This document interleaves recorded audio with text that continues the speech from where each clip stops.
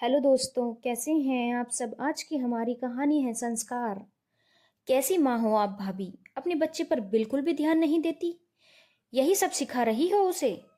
खुद से फुर्सत मिले तो इस पर ध्यान देना। देखो कैसे पटर पटर जुबान चलने लगी है इसकी। इसे भी अपनी तरह ही बनाएगी।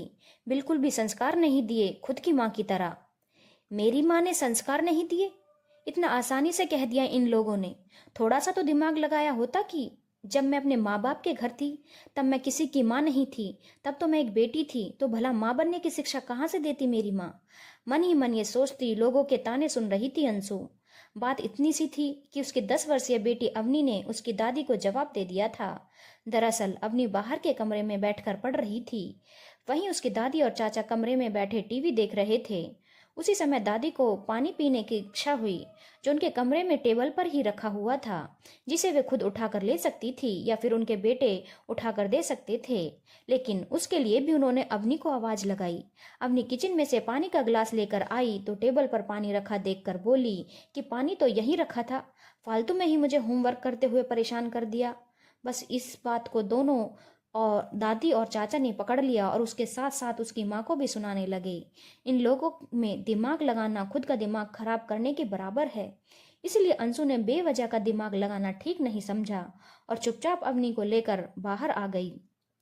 शाम को अंशु किचन में काम कर रही थी कि बाहर वाले कमरे से ससुर जी के चिल्लाने की आवाज आई, जो देवर जी को डांट रहे थे, साथ ही साथ सासू माँ को भी सुना रहे थे। कैसी माँ हो तुम, तुम्हारे गले से रोटी करने वाला कैसे उतर जाता है।